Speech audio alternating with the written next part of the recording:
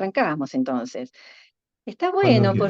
porque va a ser un seminario familiar, ¿no? O sea, íntimo, donde vamos a poder es- animarnos a preguntar y todas estas cosas que a veces se genera un poco de inhibición cuando somos muchos. Pero bueno, vamos a arrancar le quiero contar un poco cómo ha sido la idea esta que ha surgido entre nosotros de poder hacer un seminario introductorio al psicoanálisis desde el ABC, digamos, ¿no? Comenzando desde lo más simple a lo complejo, sin perder la rigurosidad de los conceptos, pero digamos de llegar al público que le interesa el psicoanálisis y quizás es una primera aproximación que va a tener a la obra de Freud. La primera vuelta va a ser por Freud, después ya veremos.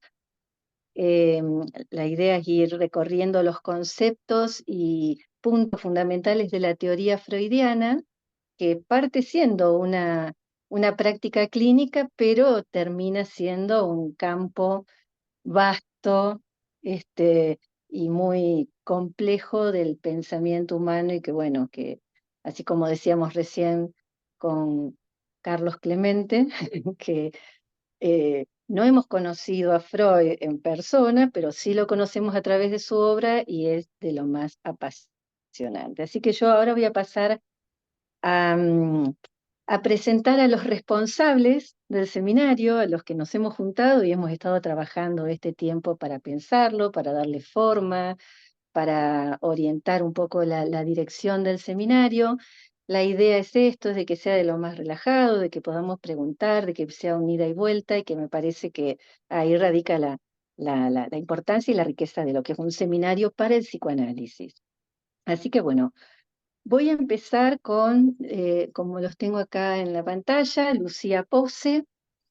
Lucía es psicóloga y psicoanalista, es miembro fundadora de Discurso Psicoanalítico, que es la asociación en el marco del cual se va a llevar adelante este seminario. Es miembro de la Fundación Europea para el Psicoanálisis.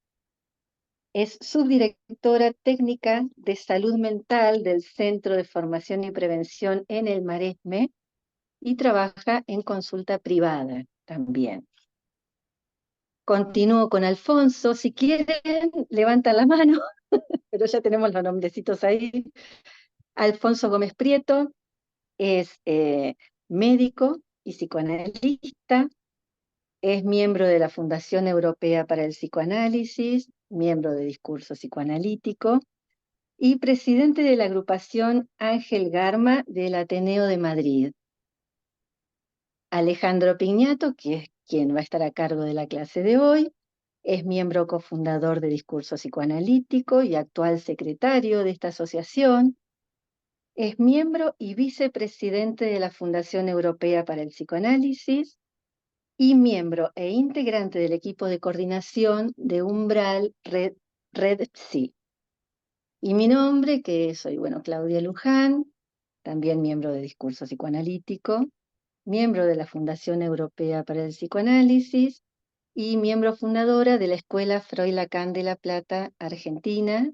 Y bueno, y nos encontramos acá para llevar adelante este seminario, así que si a ustedes les parece bien, le damos la palabra a Alejandro, va a hacer su desarrollo y después vamos a dejar un espacio para preguntas, comentarios, reflexiones o lo que surja a partir de lo que escuchemos. Así que bueno, Ale, adelante, llame silencio. Vale.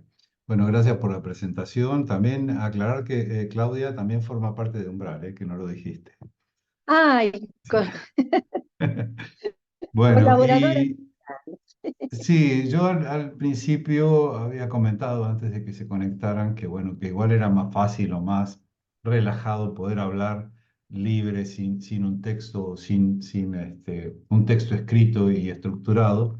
Pero claro, también hay otra de las cosas que yo siempre digo es que tener un texto escrito te garantiza de que no te vas a olvidar de nada de lo que habías pensado hablar. Así que yo escribí un texto que podemos interrumpir en cualquier momento y podemos retomar. La primera, la idea primera sería hacer como una especie de recorrido un poco histórico de por qué, cómo surge el psicoanálisis, en qué contexto, y después un poco también pensar qué es el psicoanálisis y en qué se distingue de otras disciplinas o de otras orientaciones. Entonces vamos a empezar pensando en qué es el psicoanálisis, cómo se diferencia de otras teorías, y para ello vamos a tratar de abordar algunos aspectos tales como dónde surge esta teoría y en qué contexto y qué efectos produce. Como sabemos, los avances de la ciencia y de la tecnología se produjeron de manera más vertiginosa a partir del siglo XIX y sobre todo durante el siglo XX. Y como podemos seguir apreciando, las cosas siguen avanzando. Hacia 1880, en Leipzig, un psicólogo alemán, Wilhelm Wundt, crea el primer laboratorio de psicología experimental. Tal vez sea uno de los precursores del conductismo, aunque podríamos pensar que esta corriente dentro de la psicología fue consolidada por la obra de John Watson en Estados Unidos entre 1915 y 1920. Pero vamos a volver al siglo XIX e incluso al siglo XVIII. Vamos a empezar a pensar en cómo una enfermedad o un estado, por llamarlo de alguna manera, ha tenido un papel decisivo en el surgimiento del psicoanálisis. Me estoy refiriendo a la histeria. En la antigüedad, la histeria era caracterizada como un estado mórbido de las mujeres. En esa época, la histeria era algo propio de las mujeres y se la relacionaba con alteraciones vinculadas al útero. Cabe señalar que, por ejemplo, la operación de extracción del útero se llama histerectomía. Justamente ahí tenemos el vínculo con la palabra histeria y útero. La descripción de ese estado era muy amplia e iba desde aquellas mujeres que remoloneaban en la cama como las que no podían articular palabra por un dolor de muelas. Pero la sintomatología abarcaba innumerables descripciones que incluían anestesias, parálisis, mutismo o afonía, respiración entrecortada, desvanecimientos, contracciones convulsivas de extremidades, etc. Toda esta cantidad de síntomas eran atribuidos a un solo origen, el útero. Pero la histeria, de haber sido objeto de estudio en la medicina a la antigüedad, pasa en la Edad Media al dominio de lo mágico y de lo religioso.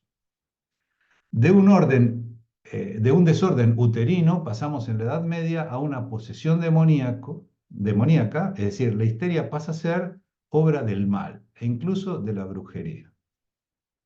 Como vemos, a través de los siglos, la histeria ha sido un misterio y llegaremos al siglo XIX para poder abordarla, retomando la posición de la antigüedad, es decir, como una enfermedad o como tal vez podríamos pensar un desorden psicológico. En todo caso, aparecen preguntas. ¿Cuál es el origen de la histeria? ¿Qué la causa y cómo puede ser tratada? Decíamos hace un rato que también tendríamos que irnos al siglo XVIII. Aquí aparece un nombre importante, Mesmer. Puede que alguno de ustedes haya leído los cuentos de Edgar Allan Poe, porque hay uno que se llama Revelación Mesmérica. Es un cuento que podríamos ubicar dentro del género fantástico, pero que hace referencia a la hipnosis y a los estados hipnóticos. ¿Qué tendrá que ver Mesmer con todo esto? Pues bueno, este hombre, Franz Mesmer, médico y filósofo alemán, es considerado como uno de los precursores de la hipnosis y en la Universidad de Viena se presentó y dio una conferencia cuyo título era La influencia de los planetas sobre el cuerpo humano. Parece que como si hubiese sido hecha en la actualidad. La idea básica de esa conferencia era que la gravedad de los planetas influía sobre la salud humana a consecuencia de un fluido invisible existente en el cuerpo humano. En 1775, Mesmer adaptó su teoría y se refirió a ella como magnetismo animal. El fluido invisible funcionaba más acorde con las leyes del magnetismo que con las leyes de la gravedad. Sostenía que la enfermedad se debía a obstáculos en el flujo del fluido invisible a través del cuerpo y que tales obstáculos podían ser eliminados a través de crisis, que eran estados de trance que muchas veces concluían en delirios o ataques. Gracias a la crisis se restablecía la armonía en el en el flujo del fluido personal y el paciente recuperaba la salud. Para desbloquear el fluido utilizaba varitas magnéticas y baños de agua. Estos recursos eran utilizados para inducir a pacientes a un estado de trance. Con este método terapéutico desbloqueaba ese fluido. Mesmer en esa época tuvo mucho éxito, pero suscitó dudas, sobre todo en el medio médico de finales del siglo XVIII. En 1184, Luis XVI nombró una comisión real que descubrió que las curas de Mesmer solo podían explicarse recurriendo a la imaginación del paciente y que Mesmer no disponía de poderes personales curativos. Pero más adelante, durante el siglo XIX, se vio que había una característica común entre el mesmerismo y la hipnosis. Se descubrió que era posible inducir en el paciente un estado de analgesia, incluso hasta el grado de poder intervenirlo quirúrgicamente sin dolor, en operaciones que comúnmente eran muy dolorosas. Vemos entonces que la teoría de Mesmer, que fue desacreditada posteriormente, sirvió para trabajos que sentaron las bases para lo que luego se convertiría en la hipnosis. Es decir, llevar a un sujeto a un estado alterado de conciencia y utilizar ese estado con fines terapéuticos. Pero fue James Braid, un médico británico, quien se interesó por la teoría de Mesmer y quien acuñó el término de hipnosis, definiéndolo como un sueño nervioso sustancialmente diferente del sueño corriente.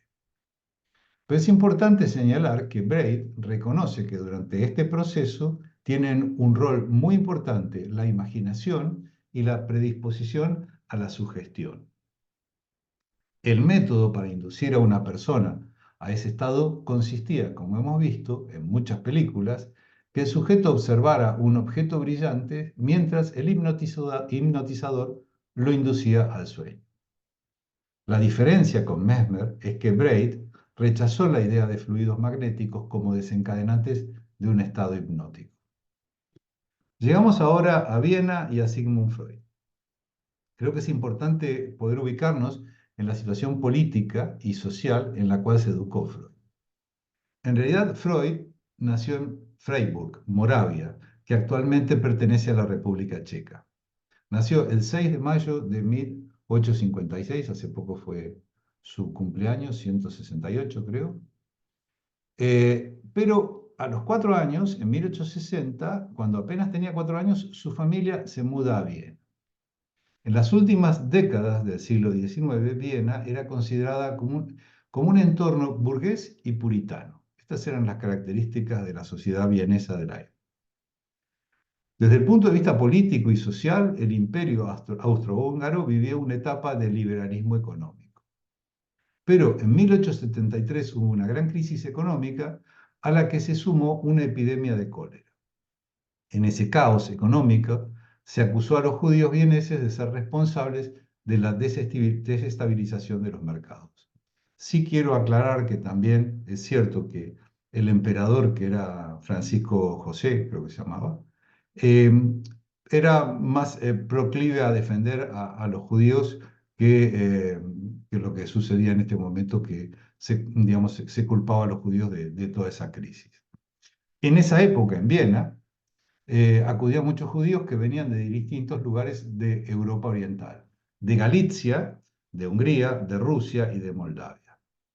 El joven Freud se preparaba para ingresar en la universidad y sopesó la posibilidad de ser político o estudiar filosofía o ser jurista e incluso ser naturalista. A los 17 años entró en la Universidad de Viena para realizar estudios científicos: anatomía, biología, zoología, filosofía y medicina. Finalmente, en 1882, decidió inclinarse por la carrera de médico y proseguir su formación en el Hospital General de Viena. Freud había dejado sus investigaciones en fisiología para dedicarse a la medicina. Decidió dedicarse a la neurología, específicamente a las enfermedades de los nervios, más específicamente a las neurosis que ocasionaban tantos trastornos de personalidad: angustia, histeria, obsesión, neurastenia.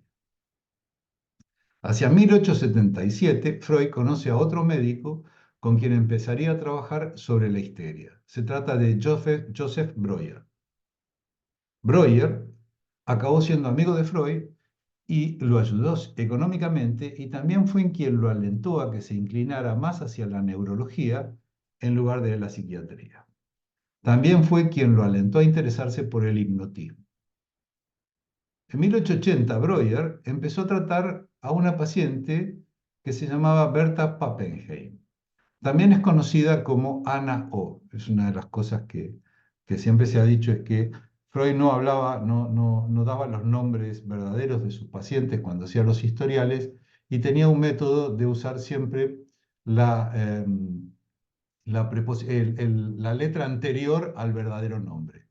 Por lo cual, Berta Pappenheim era Ana, le ponía un nombre con la letra A, que es la anterior a la B, y O, la letra anterior a Pappenheim. Esta mujer era una joven de 21 años que padecía numerosos síntomas histéricos. 4 años después, Freud tuvo su primera paciente afectada con idénticos síntomas, Emmy von Sack. En esa época, la formación en Francia era más prestigiosa que la escuela austríaca. Por este motivo, Freud solicitó una beca para seguir la enseñanza con un médico considerado una eminencia y como el más grande especialista en la histeria. Se trata de Jean-Marie Charcot, en el Hospital de la Salpêtrière en París. ¿Por qué es importante la figura de Charcot en la historia del psicoanálisis? Freud se interesa por la histeria y justamente viaja a Francia para seguir estudiando esta patología. Como decíamos antes, Charcot fue una figura importante, podríamos decir incluso que fue una figura clave para el estudio de la histeria, sobre todo en la medida en que, mientras Charcot estuvo vivo, la histeria ocupaba un lugar predominante en la medicina. Más allá de eso, hay muchas críticas que se han hecho a la propuesta nosológica de Charcot. Por ejemplo, que la histeria se dividía en distintas fases. Él proponía una fase epiléptica, luego las fases de grandes movimientos, de actitudes pasionales y al final el delirio terminal. Hay una película que yo les he recomendado a mucha gente que se llama Freud, una pasión. Yo en todo caso después busco el enlace porque es un poco difícil encontrarla, esa película. Yo la encontré en Facebook. La han colgado en Facebook y se puede ver. Está doblada al castellano, no está en idioma original subtitulada. Y es una película de John Huston, que fue un muy buen director norteamericano, y el que hace de Freud es Montgomery Clift. Y es bastante interesante porque es bastante respetuosa con los hechos históricos que sucedieron. Y si la pueden ver, a mí me pareció volver a verla me pareció bastante interesante. Y es bastante fiel, ¿no? a la, a la historia, ¿no? Bueno, pero en esa época había otra escuela también, no era la única escuela que trataba el tema de la histeria. Y en Nancy, en Francia, había un médico que se llamaba Hippolyte Bergheim y criticaba algunas propuestas de la escuela de la Salpêtrière. Pero a nosotros, para poder pensar en la influencia de Charcot con respecto al psicoanálisis, una idea esencial es pensar en la histeria traumática, porque Charcot es el que presenta la histeria como algo traumático. Es decir, aquí aparece un concepto fundamental para el psicoanálisis, que es el trauma, y que, por cierto, como estábamos hablando hace un rato, va a ser el tema del próximo coloquio de la Fundación Europea, que va a ser en Madrid del 25 al 27 de octubre, y que están todos invitados. Entonces, un acontecimiento en la historia del sujeto resulta traumático. Volviendo a Bernstein, también tenemos que señalar algo importante. Bernheim cuestiona el uso de la hipnosis en la medida en que se pregunta si la histeria es natural o si nace de la sugestión. Hay dos cosas importantes para retener aquí. Por un lado, aparece algo del orden de la relación que se establece entre el paciente y el médico, algo que luego se va a llamar transferencia. Estamos hablando del vínculo que se establece entre el paciente y médico. Entonces estamos en la época de la hipnosis y de la sugestión. Insisto con el tema de la película porque ahí van a ver, digamos, cómo hay algunas escenas donde se reproducen episodios de sugestión de Charcot con algunos enfermos. Freud admiraba a Charcot, pero también prestaba atención a críticas que hacía Bernheim a Charcot. Por ejemplo, Bernheim no creía en la existencia del fluido y en el uso de los imanes, pero sí le da la importancia de la palabra para llegar al trance hipnótico. La prueba de que también estaba interesado en los trabajos de Bernheim es que durante el verano de 1889, Freud viaja a Nancy y con una paciente que era reticente a ser hipnotizada. Bernheim tampoco lo logra. Vemos que había pacientes a los que no se podía hipnotizar. Volviendo a Breuer, la relación que tuvo con Freud fue estrecha.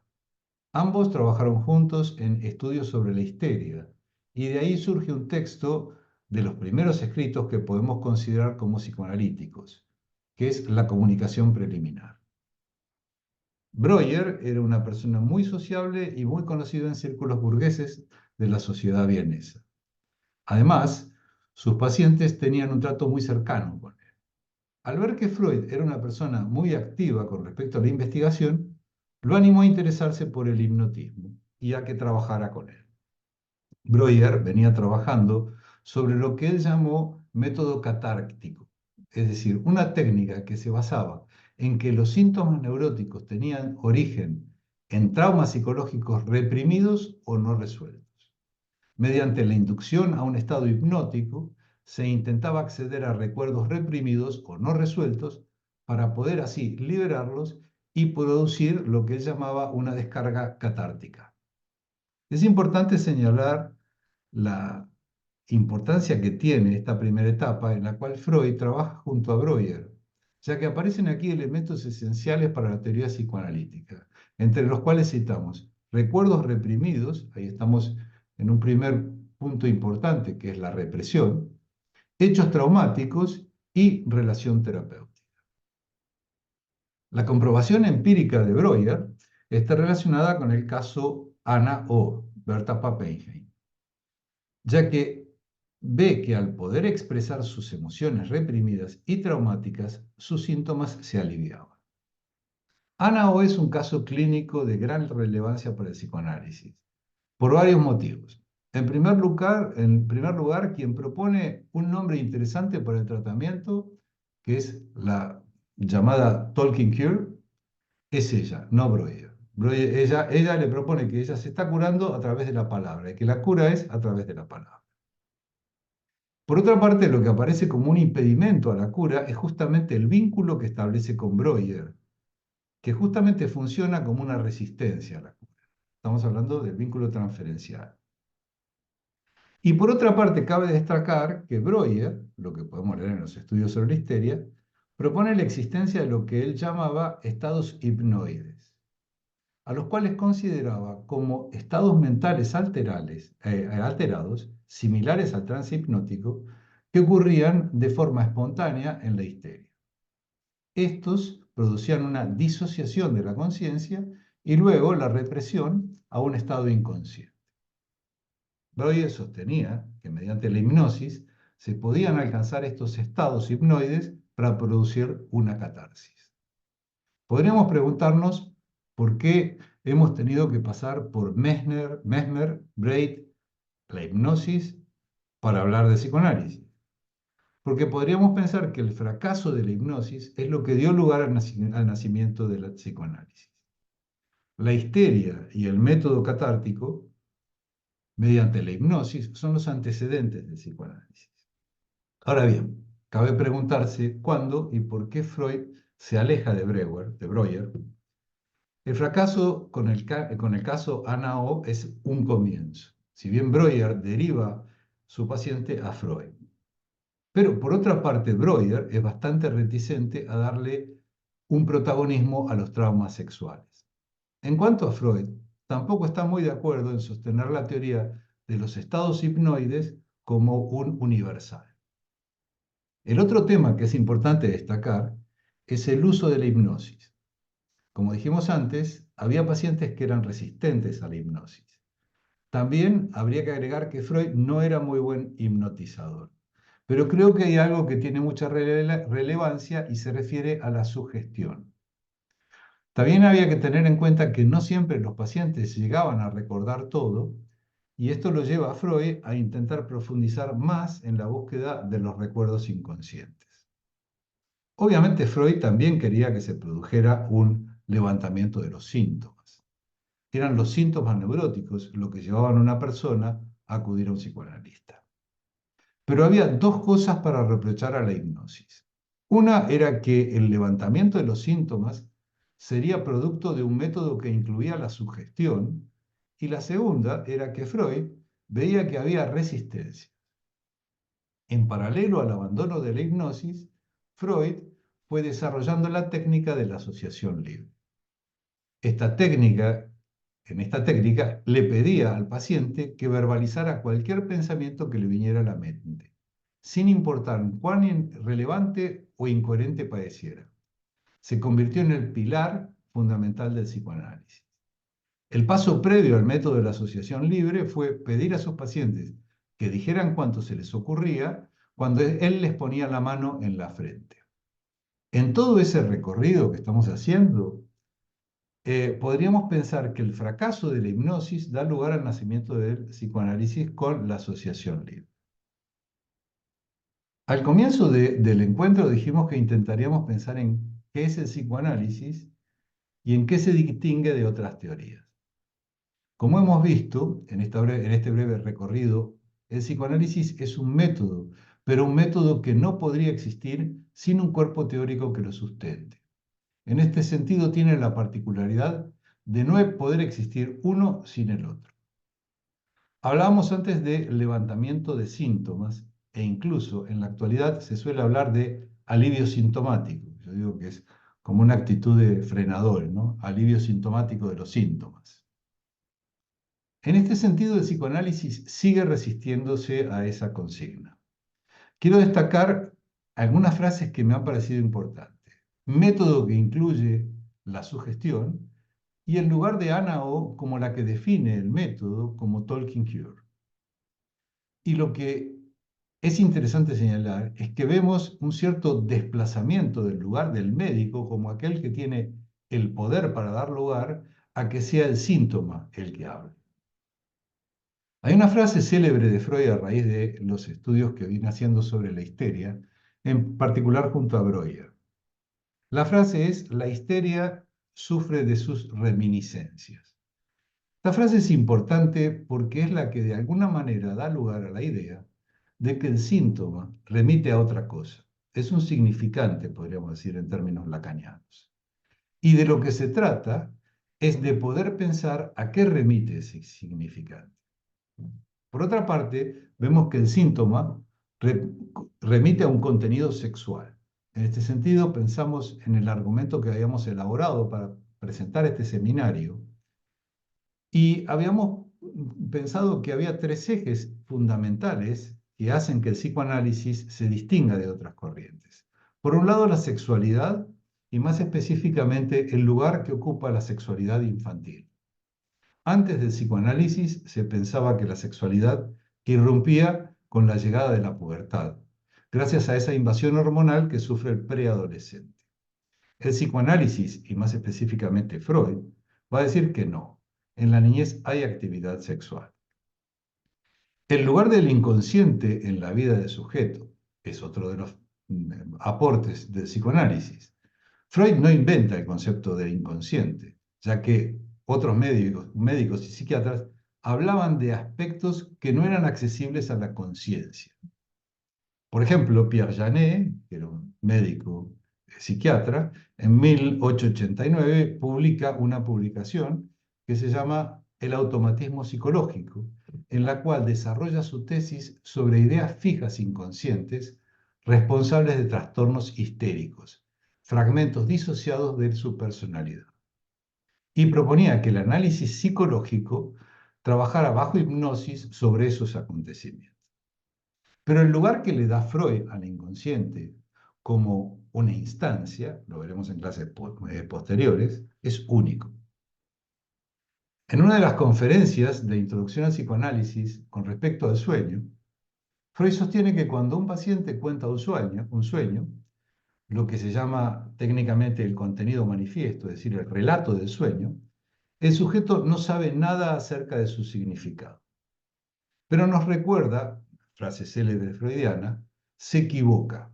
El sujeto sabe qué significa, pero no sabe qué sabe. Para cerrar esta intervención de este primer encuentro, me parece importante señalar algunas cosas vinculadas a nuestra asociación y también al sentido de este seminario.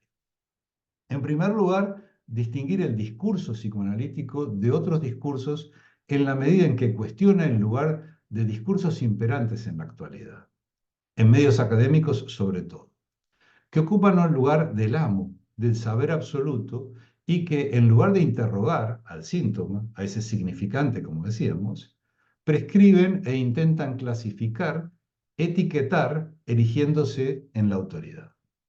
En este sentido, el discurso psicoanalítico sigue siendo innovador, sigue molestando a determinados grupos de poder. También quiero señalar otros aspectos que no siempre tenemos en cuenta, que están vinculados a formas de descalificar o de desvalorizar nuestra teoría y nuestra posición. Me estoy refiriendo a lo que comúnmente se conocen como fake news, o distintas formas de descalificación de la teoría psicoanalítica argumentando que están superadas, pasadas de moda e incluso que no se basan en evidencias científicas. En este sentido, los discursos que apuntan a cuestionar el discurso psicoanalítico no tienen la suficiente base argumentativa como para llegar a semejantes conclusiones. Recuerdo en un encuentro con psicólogos, la mayoría de orientación cognitivo-conductual, un psicólogo me preguntó si no me parecía que el psicoanálisis se había quedado solo en aspectos referidos a la sexualidad. Me pareció un poco de poco tacto preguntarle qué había leído de Freud, pero él mismo concluyó que solo se basaba en artículos y críticas en medios psicológicos. En todo caso, si bien este encuentro es un comienzo y nuestra intención es tratar de acercar a gente que quiere formarse o que está interesada en el psicoanálisis, quiero repetir un par de ideas que para mí han sido esenciales en mi práctica analítica como analista y como paciente. En primer lugar, la posición ética que debe tener y sostener todo aquel que inicie o ejerza una práctica psicoanalítica. Y la segunda es el deseo.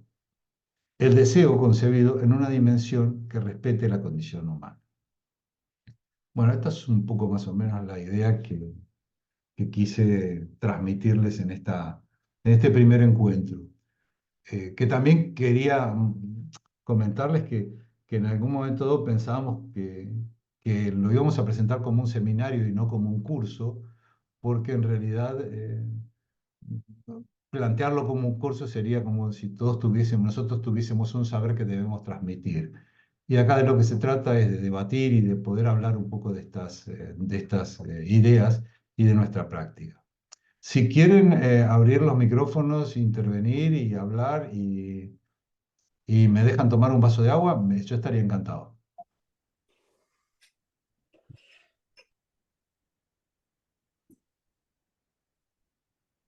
Se pueden habilitar el micrófono todos, ¿eh? Bueno, Ale, muchas gracias por el recorrido. Incluso escuché cosas novedosas porque la prehistoria de, de la teoría freudiana y de la hipnosis no la conocía, la verdad. Es que siempre uno escucha cosas nuevas. Así que Bueno, bueno, muchas gracias. Bueno, abrimos acá un espacio para que podamos hablar. yo sé que igual cuesta un poco y da un poco de vergüenza empezar a hablar, pero a mí también, ¿eh? Se van a creer. Pero bueno, hay que tratar de animarse, ¿no? Venga, voy a empezar yo. A ver, Carlos. Eh, claro, mientras pasaba todo esto que estaba ocurriendo en como la otra gran corriente, o al menos o sea, no he estudiado psicología, o sea, me delato, entonces tampoco tengo como 100% claro o al menos como, bueno, eso como decía Freud, que yo puedo volcar una opinión, pero que al ser no ser erudito, pues tampoco vale mucho. Pero pasaba algo en la otra gran corriente cognitiva, o sea, en la psicología, que es qué ocurría respecto al psicoanálisis, no sé si se llegan a cruzar A bueno, no ver, sé. yo cito a dos personas. Una es la psicología experimental de Wundt, que es un poco como el comienzo o el inicio de la psicología, podríamos llamarla positiva, es decir, la imperante, ¿no? La que está avalada y sostenida por la ciencia. Pero a mí me parece interesante señalar que es una psicología experimental, es decir, que se generan determinados eh, ¿cómo podríamos decir? Ejemplos de laboratorio para poder estudiar la conducta humana, ¿no es cierto? Esto es este hombre que se llamaba Bond. Del otro lado del charco, en Estados Unidos, estaba Watson. Y John Watson, cuando genera esta teoría, ¿no es cierto? Esta teoría que vendría a ser entender la conducta en términos de estímulo-respuesta, ¿no es cierto? Está del lado de una corriente totalmente cientificista y totalmente opuesta a Freud, ¿no es cierto? Y al psicoanálisis que se estaba produciendo aquí en Europa, ¿no es cierto? En ese momento, Freud sí creo que había viajado a Estados Unidos y había, digamos, o había presentado sus ideas y sus teorías, pero también es cierto que había sido bastante cuestionado incluso por medios médicos, porque bueno, el discurso psicoanalítico siempre molestó a los medios de poder, ¿no? Tenían miedo un poco de que les quitaran esta autoridad médica que me parecía. Pero básicamente la gran diferencia entre el conductismo, no nos vamos a meter ahora en el cognitivismo conductual porque es una teoría que surge después, ¿no? El cognitivismo sí surge a partir de Watson y de todos estos estudios y estuvo bastante descalificado, sobre todo después de la Segunda Guerra Mundial, porque ¿quiénes fueron los que utilizaron experimentos conductistas? Los nazis. Entonces, claro, no podemos avalar científicamente una teoría que fue utilizada por los nazis, ¿no? Entonces, bueno, el cognitivismo se fue acomodando desde otros lugares y empezaron a surgir otras teorías dentro de la psicología y ahí se empezó a juntar un poco el cognitivismo, que sería hacer, digamos, lo cognitivista está vinculado con cómo conoce el sujeto, ¿no es cierto? Y cómo este conocimiento puede alterar sus conductas y da este híbrido, para mi gusto, que no es exactamente un conductismo, pero pinta bastante maneras, ¿no? Con el mayor de los respetos. No sé si hay algún conductista acá. No creo. Bueno, es justo por eso, porque no sé, también hablando con gente cercana que va a terapia y hablamos sobre, bueno, qué métodos utilizan pues nuestros psicólogos y psicólogas, eh, siempre surge la duda en muchos casos cuando no se dice, ¿no? Si es psicoanálisis o no. ¿Se me escucha bien, por cierto? Sí, Porque me sí, estoy sí. escuchando yo como Igual hay raro. Sí, algunos vale, ruidos, pero vale. Nada, bueno, como que hay un punto también pues no sé, terapias, no sé si conductistas o bueno, no sé, como que no están certificadas como psicoanálisis, ¿no? No están como afirmadas como tal, que sí que hay como ciertas metodologías que tienen que ver con, bueno, como con esto que hablamos de bueno, regresiones, ¿no? La técnica de la asociación libre, ¿no? Y de hablar de, bueno, recuerdos traumáticos y eso, pero que a la vez se mezclan un poco, bueno, no sé, ahí, por eso preguntaba si ha habido algún cruce o algo así a lo largo de la historia del psicoanálisis. bueno, a ver, cuando vayamos avanzando vas a ver que ha habido muchas Ya modificaciones, imagino, ya es que... muchas escuelas y muchas diversificaciones dentro del psicoanálisis. mm. Pero A bueno, ver, sí por abrir... podríamos llegar más esquemáticamente, cuando se muere Freud, avanza mucho, digamos, una corriente que defiende la psicología del yo, ¿no es cierto? Y también una corriente dentro de la escuela inglesa, que es el kleinismo, que es la teoría de Melanie Klein, y después viene Lacan y aparece y dice, bueno, señores, no, vamos a volver de nuevo a Freud. O sea, Lacan propone un retorno a Freud. Pero yo no me metería ahora con Lacan porque Vale, vamos, vale. se van a salir corriendo, no va a volver Sí. nadie. Perdón, era también por abrir una pregunta. Yo entiendo también que, pues bueno, las dudas que pueda tener ahora, ya pido perdón a la gente que sí tenéis mucho más conocimiento sobre el tema. Bueno, que a lo mejor mis dudas son No, más no, pero igual, básicas. Carlos, la idea es, como dicen los catalanes, poco a poco, ¿eh? Es decir, la idea es No, justamente poder hablar de estas cosas que igual para los que llevamos muchos años en esto nos resultan muy obvias o muy evidentes, pero para alguien que no está en tema, igual no les cuesta un poco, digamos, incluso yo agregaría algo más, ¿no? Que me parece que es algo que sostenemos los psicoanalistas en nuestra formación y en nuestra práctica, que es que ninguna pregunta es tonta u obvia, nunca. La posibilidad de que alguien se pregunte es, digamos, es el, el modus operandi que nosotros tenemos en nuestro encuentro con los pacientes. Es decir, una pregunta, que surja una pregunta, es fundamental. Y a veces cuando la pregunta viene por el lado de, digamos, de lo que muchas veces nos pasa decir, ¿cómo a mí no se me ocurrió esa pregunta, ¿no? O cómo una pregunta, incluso de alguien ajeno al psicoanálisis, nos puede dejar pensando bastante respecto de la respuesta, porque yo lo escuchaba a Ale bien, ¿no? Y esto que decía que, bueno, escuchar algunas cosas que por ahí antes no las había escuchado nunca, o incluso sobre el final de su exposición, en donde viene a plantear esta cuestión de lo que introduce el psicoanálisis en el pensamiento.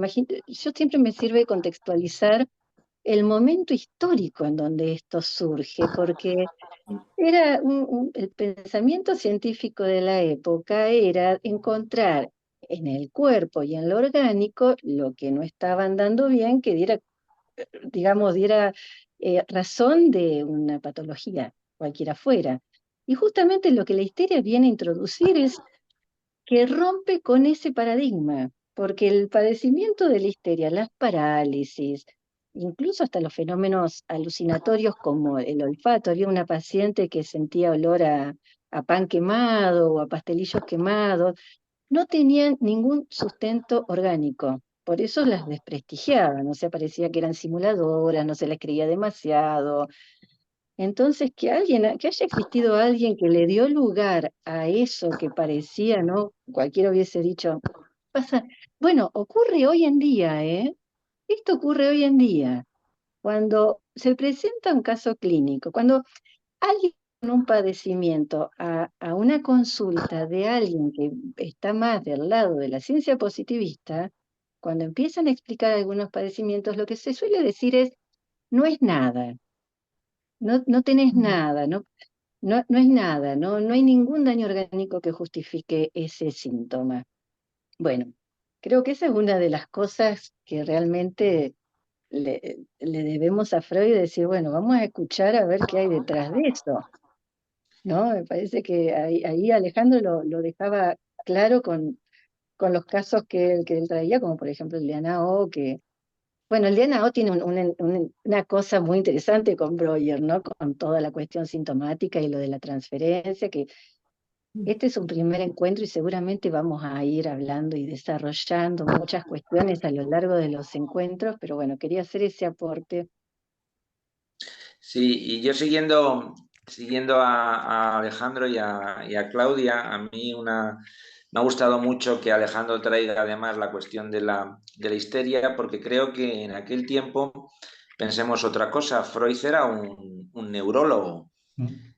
Partimos de que los síntomas que aparecen en la histeria eran inicialmente puramente neurológicos. Entonces yo recuerdo hace años haber estado mucho tiempo ya en el museo que hay en la casa de Freud en Viena, entonces conservaban los microtomos neurológicos que tenía Freud. Freud empieza, claro, lo primero que se les ocurre es buscar en los nervios, ¿no? Lo que haríamos, oye, pues si hay una parálisis, buscas ahí, que es lo que ahora mismo la ciencia positivista, con el padecer psíquico está haciendo. Sin embargo, la genialidad, que Alejandro lo ha mostrado muy bien, es dar la vuelta a la cuestión y poco a poco, en una temporalidad, ir generando que a partir de la cura por la palabra, a partir de la escucha y teniendo en cuenta la cuestión de lo sexual, podía llegarse a comprender, a generar una explicación consciente de esos síntomas. Entonces, ese descubrimiento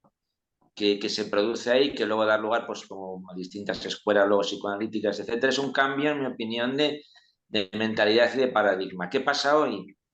Hoy creo que retrocedemos, o sea, retrocedemos de nuevo a estar buscando pues, en el neurotransmisor, siempre estar buscando en lo orgánico esa causalidad que precisamente lo que el avance de Freud nos dijo es que separaba efectivamente padecimientos que eran neurológicos, padecimientos como puede ser un Alzheimer, padecimientos de otro tipo, de otras cuestiones donde no iba a ser en el nervio, en el órgano, donde se encontraba. Entonces, que eso brote de alguien pues, que tiene una formación positivista, neurológica, creo que le da un mérito increíble y me ha parecido además magnífico, además porque Alejandro, claro, comienza con el fundamento clínico, con unas cuestiones que tienen que ver con la histeria, con las dudas que en aquel momento había y con los resultados también, todo hay que decirlo, que se iban obteniendo, digamos, a partir del tránsito desde la hipnosis, la sugestión hasta la asociación libre y el colocar la escucha. Por tanto, yo creo que ese cambio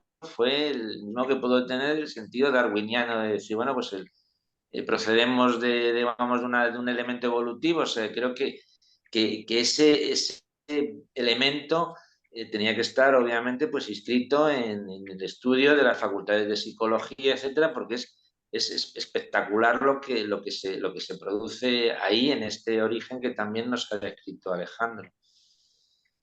Mm. Yo quería aprovechar a retomar una cosa que dijo Carlos, eh, que creo que es importante. Cuando nos planteamos este seminario, los cuatro estuvimos de acuerdo en que uno de los objetivos principales, ¿no? Era crear un espacio para empezar desde cero, sin dar por sentado formaciones ni nada, y poder empezar a, bueno, a hablar un poco de la obra de Freud, que es muy vasta, pero intentar, bueno, ir entendiendo, conociendo algunas de sus conceptos básicos y de qué va un poco el psicoanálisis, porque además el psicoanálisis en España justamente está muy apartado y bastante proscripto en la formación. Entonces, justamente la invitación era no desde la erudición, sino abrir un espacio donde pudiera participar cualquier persona, aunque nunca lo haya leído, aunque no sea psicólogo, eh, y aprovechando que somos pocos, quizás, no sé, estaría bien si querés comentar un poquito. Carlos, por ejemplo, decías que no era psicólogo. Bueno, ¿por qué os habéis acercado? O no sé, algo de vuestro recorrido, lo que queráis comentar como para también saber un poquito de vosotros. Yo creo, una cosa que quiero aclarar es que la idea también es hacer un poco eh, lazo, ¿no? O sea, lazo en el sentido de que si les gusta esta propuesta, que lo puedan, digamos, hacer correr, digamos, a otra gente para que también se acerque, ¿no? La idea nuestra es también atraer gente para que siga esta labor y porque necesitamos que haya otro discurso. Por eso creamos esta asociación también, ¿no? Carlos, no sé si querías contestarle a Lucía. Sí, bueno, gracias por los cables que me habéis lanzado. Nada, yo pues vengo más bien del mundo del arte. Eh, bueno, la verdad es que a lo largo de esta última década, desde que yo estudié Bellas Artes y, bueno, un máster en investigación en arte y tal, bueno, siempre me ha interesado más el mundo de la visualidad contemporánea, ¿no? Y cómo como de alguna forma en esta filosofía de la estética, bueno, nos vemos inmiscuidos y habitamos y le damos sentido y forma a este mundo, ¿no? Entonces el psicoanálisis me parece, bueno, porque actualmente yo estoy en terapia psicoanalítica y llevo ya un tiempo, llevo como un par de años y algo, entonces siento que es una herramienta muy potente de análisis, así como lo son otras y que, bueno, no sé, esta es la que más cerca he tenido, ¿no? De repente, pues también las hay de otro índole, ¿no? Para darle forma al mundo, desde pues económicas o, bueno, no sé, pero a mí me interesaba esta, ¿no? Entonces, bueno, pues aquí estoy porque sí que me interesa como la obra de Freud, Lacan y todo lo que pasaba por ahí, ¿no? Creo que a la vez también, no sé, dentro de una teoría de las visualidades a lo largo de la historia, creo que hay algo ahí también, bueno, no sé. Que es otra pregunta que también me ha surgido, que bueno, quizá pasar a la próxima presentación para no alargarlo mucho más, pero la dejo ya lanzada, que es más bien hasta qué punto la herramienta psicoanalítica se adapta a las condiciones materiales de la vida de ese momento, o es más bien como una herramienta aislada que se basa en unas, pues, no sé, como en unos conceptos o términos concretos que luego, bueno, se analizan bueno, claro, bueno, no sé si me he explicado bien, la verdad. Es, es Que interesante hablar lo así Se, en de se lo público me la... pone trata. medio nervioso. Sí, sí, no. Pero está bueno porque es una pregunta que siempre los psicoanalistas nos preguntamos continuamente con respecto a la época, ¿no? A nuestra época. De hecho, hay una frase que repetimos bastante de Lacan que dice que se retire aquel psicoanalista que no esté a la altura de las circunstancias de su época o del real de su época, ¿no? Pero recién te escuchaba que sos artista y me hizo acordar una vez que escuché algo que no me lo olvidé más, y que era que el psicoanálisis y los artistas y el arte, en sus diferentes este, costados, son dos espacios para la subjetividad. Es decir, tanto los artistas como los psicoanalistas estamos todo el tiempo viendo qué se hace con el vacío, ¿no? ¿Qué se hace con el vacío? En una época en donde diferentes disciplinas tienden a taparlo con esto, con lo otro, a taparlo con medicación, a taparlo con Consumo. soluciones mágicas, a taparlo con drogas, a taparlo con, bueno, a tapar el agujero. Lo que hace el artista, ya sea músico, pintor, escultor, es decir, a partir de la nada, se hace algo, ¿no? A partir de un vacío, de la hoja en blanco, tomando tu arte, ¿no? Es decir, ¿qué se hace con eso? Y me parece que no es poca cosa que haya, por eso nos encargamos y nos interesa tanto de que el psicoanálisis persista en la cultura como discurso, porque imagínate que en este tiempo, en donde no hay mucho espacio a la palabra, uno va a consultar a un médico, un especialista, y dice tres cosas y ya le están, ya inmediatamente están dando la solución, que puede ser un fármaco, que puede ser un consejo, que puede ser un tip o una herramienta para gestión, ¿no? Y uno a veces se queda pensando, decir, qué pocos espacios hay para que alguien pueda desplegar lo que a uno le pasa, lo que uno tiene, hasta diría tu capacidad creadora e inventiva, ¿no? Porque el psicoanálisis tiene que ver con algo de la invención también, lo que cada uno puede hacer con lo que le pasa, pero para eso requiere un trabajo, requiere tiempo, requiere que la palabra se despliegue, requiere que se establezca un vínculo que no es cualquiera, que ya esto lo iremos trabajando a lo largo del seminario, el tema de la transferencia será uno de los temas que se va a desarrollar, pero es esto, no hay mucha oferta hoy de tratamientos psi, de diferentes índoles y para todos los gustos y necesidades, diría yo. Pero me parece que hay algo que el psicoanálisis ofrece y que no es muy común y que es un espacio al sujeto. Es decir, al sujeto entendido como algo que no que existe como un individuo, sino que se efectúa en el mismo momento en que alguien habla. Y eso es inédito. Capaz que con esto último lo embarré, porque ya meterme No, con el tema del sujeto No, no, no, no, no, para nada. quilombo. No, no, para no. nada. Pero aparte, a ver, nos estamos metiendo con la palabra y con la palabra que en realidad también tenemos que tener en cuenta de, del valor que tiene una palabra. Lo más preciado que uno puede dar es la palabra. Cuando uno quiere comprometerse con algo, dice, te doy mi palabra. Sí. No es una tontería la palabra. Entonces a mí me parece que tiene que tener un espacio y un lugar. Lo que pasa es que, bueno, que sí también es cierto que hay algo que no hemos dicho y que conviene ya empezar a decirlo ahora, es que, bueno, y esto es más un poco como una lectura que hace Lacan de Freud, ¿no? Hay un caso que ya veremos y hablaremos, que es un caso paradigmático de la histeria, que es el caso Dora.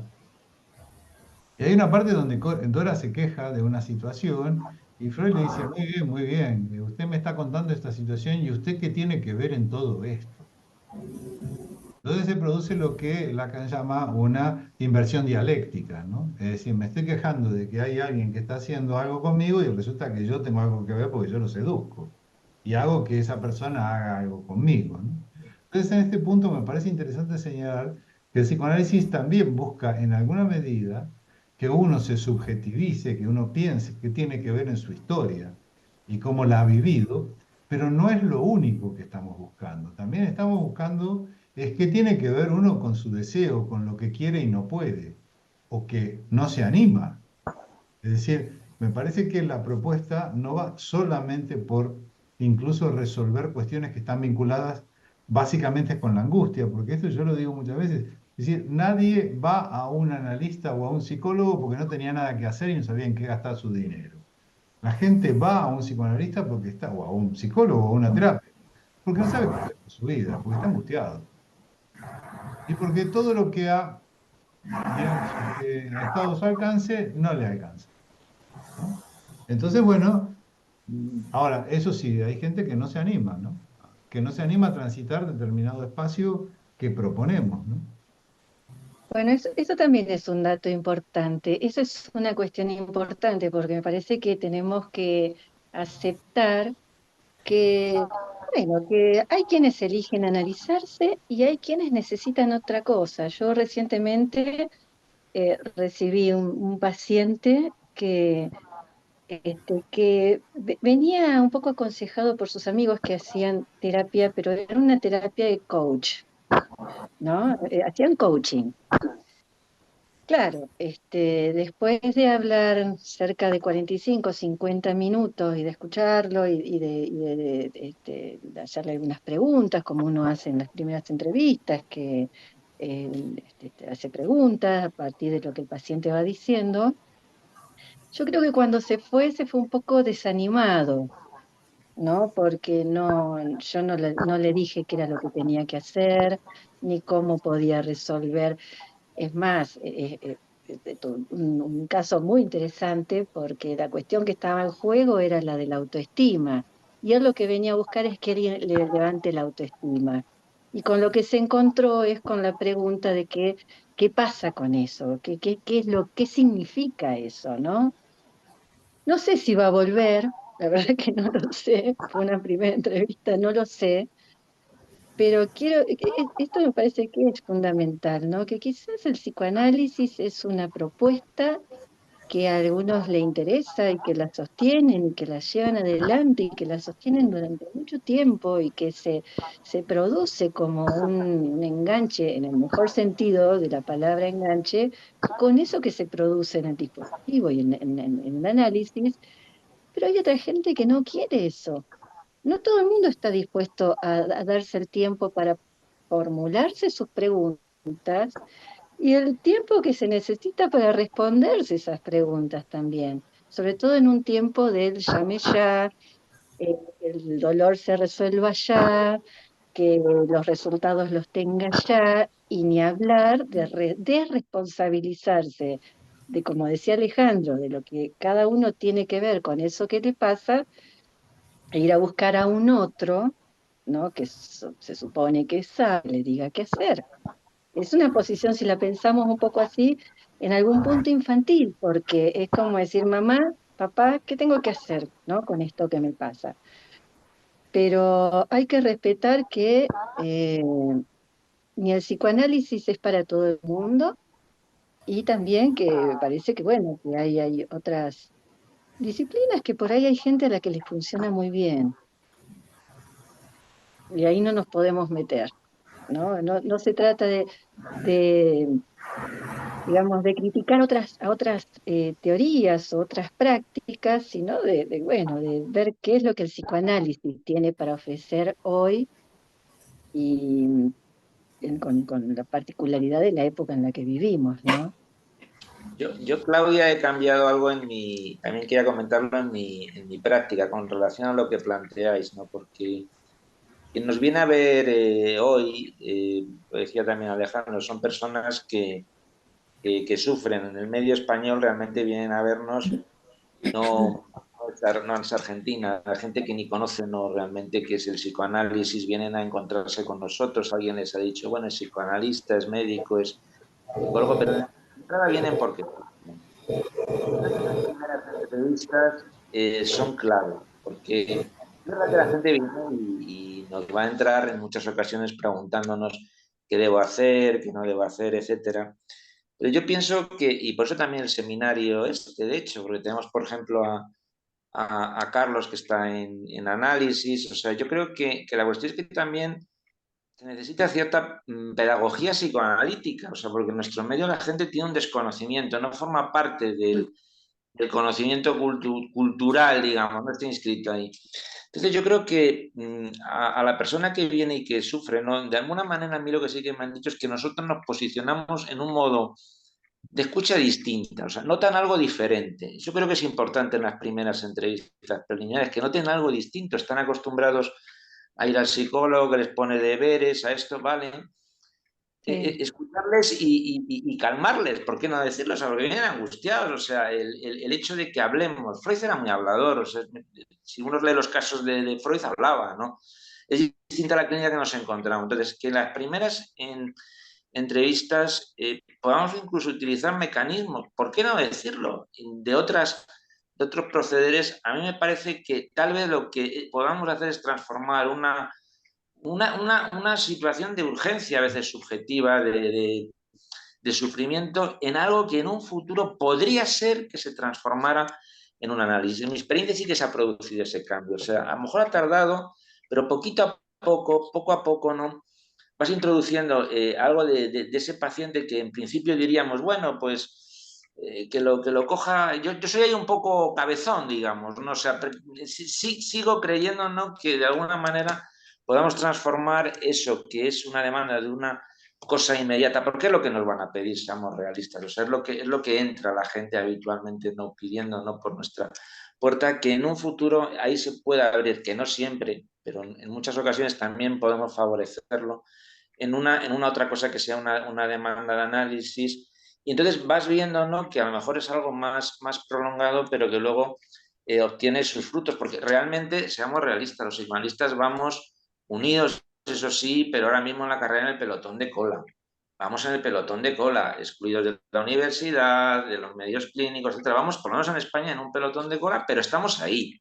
Estamos ahí y creo que hacemos lazo entre nosotros y con este seminario que estamos iniciando, que es de introducción y que se trata de crear ese interés entre quién, entre los que encima en los medios universitarios nos están no ya de desprestigiando, diciendo lo peor, porque oyes las cosas peores, ¿no? Desde el conductismo más radical sobre el psicoanálisis y yo les digo, bueno, al conductista más conductista le diría, oiga, pero usted sueña. O sea, hay un inconsciente, o sea, quiere decirse, no está nadie negando un aspecto fenomenológico del conductismo, pero hay un inconsciente, o sea, hay otra, no sé, sería como decir ahora mismo que nada más valiera la teoría de la gravitación universal porque caen las manzanas, también hay electrones y no los vemos, no se crean otras teorías. Pero lo que ahora mismo estamos viviendo es, yo por lo menos lo que percibo y lo que escucho en el medio universitario español, no ya que esté excluido, que lo está, o sea, está excluido de los programas, es que ahí se le anima al joven universitario a que no entre en ese mundo, ¿no? Absolutamente, prácticamente obsoleto. Entonces, por eso digo que este seminario, este lazo que hacemos entre todos me parece de un valor inmenso y de podernos adaptar, digamos, a la demanda también que hay ahora y cómo eso jugar con creatividad, porque ahí está el arte que decía. Yo creo que para mí el psicoanálisis tiene muchísimo de arte y de creatividad también. Claro. Hay un par de cosas que me hiciste acordar. Primero, punto uno, me hiciste acordar a Jorge Belinsky, que era un psicoanalista que falleció ya hace unos años y que era muy majo realmente, ¿no? Y él decía siempre, me decía, mira Alejandro, para mí lo más importante en la primera entrevista es que vuelva a la segunda. Me Sí, decía. sin duda, es eso, es exactamente, Alejandro, que Y, vuelva. y entonces, esto era lo que decía. Y otra cosa es que esto de decir que no somos lo peor, esto serían palabras de Jorge. Bueno, tiene su encanto esto de ser lo Sí, es peor una buena también, cosa, ¿no? nos estimula. Peor sería que no se hablara de psicoanálisis, porque Eso aparte es, estamos diciendo que estamos en una época en donde, digamos, el psicoanálisis es como que va en contra de lo que Yo es quiero, el pero incluso, mercado. claro. exacto. Pero yo quiero, incluso quiero señalar algo que a mí me parece que es muy importante y que quiero que lo pongamos en valor para que también podamos un poco todos, nosotros ya lo vamos haciendo y vamos tratando de incorporar gente a decirles que discurso psicoanalítico lo sostenemos nosotros. Hace poco terminamos de hacer el aporte anual y lo queremos hacer gratuito porque a nosotros nos gusta esto. No sé si se nota nuestra Estamos pasión. apasionados. Claro. Entonces es un poco invitar a contagiar esta pasión, porque creo que necesitamos el lugar de la palabra y no el lugar de la imagen o del TikTok o de todas estas cuestiones que van yo sé que me estoy poniendo viejo, ¿no? Porque si critico este tipo de cosas es porque ya tengo una edad. Eh, De chaval. sí, Estás joven, Alejandro. entonces, claro, esta es un poco la idea, ¿no? La idea es, el psicoanálisis es cosa de todos y el discurso es cosa de todos y el discurso para nosotros, las palabras son importantes. Es decir, cuando una pareja, una de las dos personas le dice, nunca me dices te quiero, el otro le podría decir, pero si todo lo que hago por ti te lo tengo que decir, y se lo tiene que decir. Claro que se lo tiene que decir. No basta solamente con el acto, necesitamos la palabra. Entonces creo que este es el lugar que nosotros queremos darle. Y después, sí, el otro punto, sí, este trabajo artesanal, bueno, también quiero señalar un poco estas diferencias con algunos estereotipos que generan de algunos psicoanalistas que son serios, que no hablan, que no hacen un chiste, que no hacen una broma, que marcan distancias. Y es cierto que hay distancias, que no es lo mismo, digamos, vincularse con alguien que tiene una relación terapéutica con alguien que no lo tiene. Pero esto no quiere decir que uno tenga que estar así, con una cara seria, casi me sale un argentinismo, decir que esa cara de orto, así serio, y no hablar. No, la idea sería poder establecer un vínculo respetando estos lugares y que ese vínculo sea productivo, ¿no? También creo que es un poco, mi idea también es desmistificar la idea del psicoanálisis como algo como muy solemne, ¿no? Y no sé si lo es, ¿no? Estamos hablando de discurso, pero de discurso que está sostenido por seres humanos que sufrimos, me incluyo, ¿eh? Porque estas son otras cosas que no hemos dicho hoy y que todos los que estamos en el lugar de analistas o nos analizamos o nos hemos analizado. Es decir, no existe ningún psicoanalista sin haberse analizado. Y si te dice que es psicoanalista y no se analizó, te está mintiendo. ¿Mm? Es O decir, sea, sí, porque aparte el psicoanalista surge de su análisis, no hay claro, forma es si no. decir, O sea, esos tres pilares que siempre sostenemos los analistas, que son la formación psicoanalítica, esto forma parte de lo que llamamos formación psicoanalítica, estar discutiendo qué es el psicoanálisis y cómo surge el psicoanálisis, forma parte de nuestra formación. La formación psicoanalítica, el análisis personal y la supervisión, son las tres patas. Y después todas otras cosas que hacemos nosotros, los congresos, esto que estábamos diciendo, el grupo de estudio, el grupo de trabajo, que yo participo con uno con Claudia, y también tenemos uno medio muerto ahí que lo tendríamos que rescatar con Lucía y con Marcelo, que es la posición ética de psicoanálisis, que lo montamos para un congreso y quedó ahí, ¿no? Pero sigue existiendo ese grupo de trabajo. a los Todo eso, psicoanalistas nos encanta hablar de psicoanálisis. Nos sí. inventamos dispositivos de los más variados para juntarnos para hablar de psicoanálisis. Es así, porque la práctica en el consultorio es muy solitaria. O sea, cuando estamos en el consultorio, lo que se dice en ese momento es a partir del discurso del paciente, de las palabras del paciente. Ahí estamos, digamos, abstinentes de nosotros mismos. Por eso no damos consejos, por eso no le decimos a nadie lo que tiene que hacer o cómo, porque sabemos que hay un imposible ahí. Entonces después nos juntamos y necesitamos hablar, necesitamos dialogar, necesitamos preguntarnos y escuchar las preguntas de otros y ver qué aporte hace otro. Es es una maquinaria, por eso nos preocupamos de que el discurso del psicoanálisis persista, porque se sostiene, no existe por sí, digamos, no es algo que está asegurado ni garantizado. Es en ese devenir, en esa dinámica de los encuentros, de las charlas, de los intercambios clínicos, de los congresos, los seminarios, bueno, y la particularidad que hoy decía Ale, que no es un curso. ¿Por qué no es un curso? Porque no es que hay un profesor y un alumno que aprende. El seminario tiene la particularidad de que enseñante y asistente al seminario van aprendiendo en el transcurso de lo que se va generando en el seminario. Esta charla, por ejemplo, que estamos teniendo delante ahora, quizás no estaba pensada de antemano, no estaba calculada, es algo que se genera ahora y seguramente más de uno se irá con alguna cuestión ahí que lo está interrogando y que por suerte tenemos otros encuentros para poder echar a andar esas preguntas y bueno, y ver qué pasa, y ver qué produce esa pregunta. Hay una de las cosas que estaba pensando y que sí las puedo compartir con Alfonso y con Lucía, que estuvieron en la creación de discurso, y que nunca mejor elegido el nombre de discurso psicoanalítico. Porque Sí, digamos, un debate, ¿no? ¿Qué nombre le ponemos? Todo empezó con Marcelo Edwards, que en plena pandemia me llama y llama a unos cuantos y dice, quiero generar una nueva asociación, pero que sea en toda España, que no sea solo en Barcelona. Entonces contactamos a Alfonso, que por cierto Alfonso está en Madrid, en Sí. nuestro vínculo con el Ateneo de Madrid. ajá,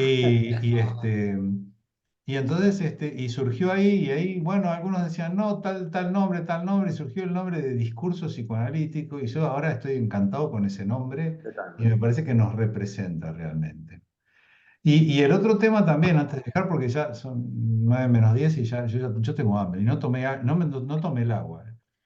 Que sí que me parece importante es la continuidad que le vamos a dar a esto. Nos vamos a encontrar ahora dentro de 15 días que va la presentación la va a hacer Claudia, después la siguiente la va a hacer Lucía, creo, ¿no? Y Sí. la última de este primer tramo la va a hacer Alfonso. Pero vamos a dejarlos descansar julio y agosto, y en septiembre y octubre vamos a retomar esto, ¿no es cierto? Eh, Insisto con algo, ayúdennos a que la gente se acerque también. Hay bastantes más inscriptos que no han venido, pero sí algunos me han preguntado si se iba a grabar. Y claro, en general lo que no grabamos es cuando hay casos clínicos y todo este tipo de cosas, pero esto, aunque en algún momento yo diga alguna pavada, seguramente otro también lo debe decir, lo vamos a seguir grabando. ¿Mm? Sí, y Entonces, aparte que, Perdón, aparte, Ale, antes de sí, que, no, antes de que terminemos, sí. porque tenemos facilidad de palabra y nos enrollamos bastante, por ahí Gise o Iván o Isabel quieren comentar algo, este, no sé, porque no nos hemos dejado demasiados segundos O habilitados. sea, hombre, quedan 10 minutos, ¿eh? Teóricamente es hasta las 10, hasta las 9. ¿Eh? Exacto. ¿Qué tal se me Bueno, yo oye? A ver, Iván. estoy descubriendo un Ah, poco vuestra idea. No sabía bien introducción al psicoanálisis. Pensé, bueno, pues mira, vamos a ver, no sé, repasar, ver. No tenía ni idea, la verdad. Pero el hecho de ser un grupo, un seminario, pues sí me despertó interés. Y una cosa que dijo Alfonso, que es verdad que no hay mucho conocimiento del psicoanálisis. Mi experiencia es que yo me acerqué al psicoanálisis porque tuve un sueño de estos traumáticos, ¿no? Que llaman, con mucha angustia. Y bueno, y pasó el tiempo. Y luego, en septiembre, las grandes editoriales siempre editan estos libros clásicos, ¿no? De filosofía y todo esto, ¿no? Y uno de ellos era la interpretación de los sueños. Y entonces me compré el libro, leí lo que Freud decía sobre los sueños y a partir de ahí pues ya empecé bueno, a interesarme, ¿no? Y a acercarme al psicoanálisis.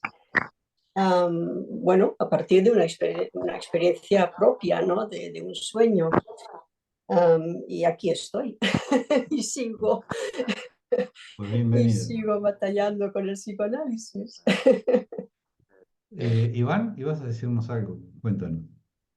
Sí, ¿qué tal se me oye? Sí, sí, sí. ¿Sí? Sí. Nada, pues encantado. Muy buenas las sugerencias y vuestras palabras. Y nada, estoy muy de acuerdo con lo que decíais de, bueno, este problema que hay con el psicoanálisis, ¿no? Sobre todo aquí en España. Y nada, que hay algo indiscutible, que es, bueno, esa parte inconsciente, ¿no? De la psique humana que no se puede obviar. Y en la universidad, pues, no lo tratamos. Y ese es un gran problema. ¿Tú estudias psicología o has estudiado? Estudio psicología, sí. ¿En dónde? ¿Aquí Este, en Barcelona o en dónde? no, en Madrid, en la ¿Estás Camilo en Fernández. Madrid? Ah, bueno, mira. Es bueno esto, que haya gente en Madrid. ¿Eh? Bien. Yo quería ¿Y preguntaros porque sí, sí. me interesa la parte de la histeria. Entonces, quería preguntaros en terapia, ¿cuáles son esos signos o más que os llevan a dar ese diagnóstico de la histeria? Uy, pero primero tendríamos que hablar de diagnóstico, que es un tema bastante lo, complicado, va- ¿no? lo vamos a ir desplegando a lo largo de los encuentros. Ah, bueno, Este es el Sí, primero. sí, sí, vamos Sí. a ir tratando varios temas y la histeria, como está bastante, sobre todo con los inicios, como decía Alejandro, si te parece, Iván, lo dejamos para próximos encuentros. vale, sí, sí, hombre, es un tema. Invita a tus compañeros, ¿eh? Sí, sí, he compartir enlace y compartir Perfecto, seminarios y cabe que se apunta a perfecto. alguien. Y Gisela, Hola, gracias por el tiempo, por el espacio este. La verdad que estuvo... ¿dónde eh, estás, Gisela? yo estoy en Estados Unidos, pero soy de Argentina. Ah, bueno. Hace 10 años que estoy viviendo acá. Pero qué bueno, ¿eh? Gente de Madrid, de Estados Unidos, que está en Estados Unidos. Somos pocos, Así que pero Pero sí, distribuidos. es súper grato encontrar estos espacios, como súper lindo y gratificante como que poder pensar. Estudié psicología en La Plata.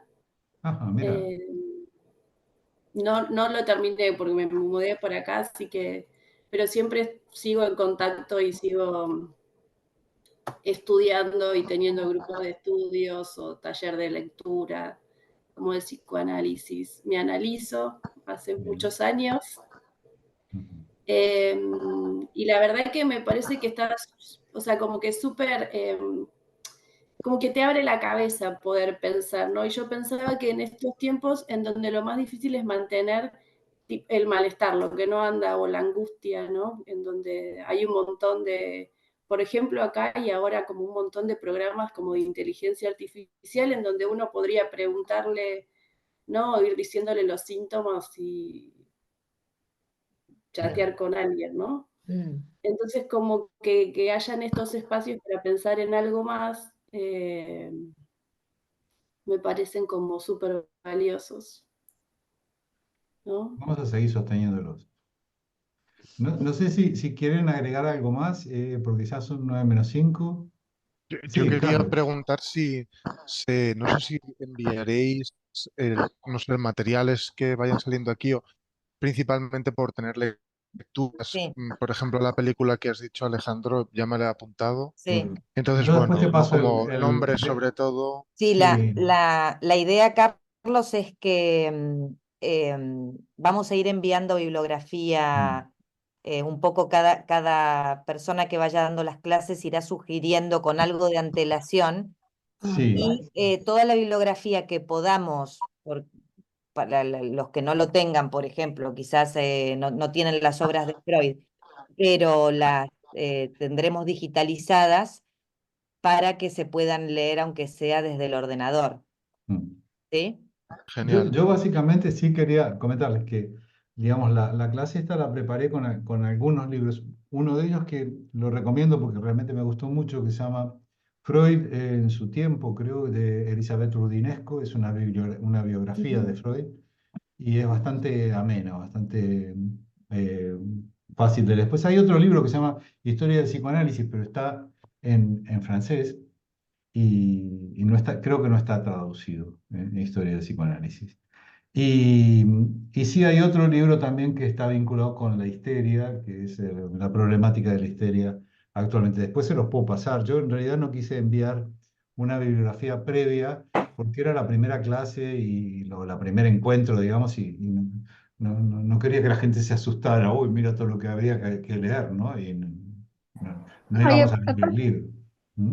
aparte por Está ahí bien. podemos, esto va a ir pasando, que vamos a ir nombrando textos fundamentales en la obra de Freud, o Sí, incluso aparte, podemos acercarlo a través de, estudios sobre la de- histeria, mira, bueno, acá no se ve ahora.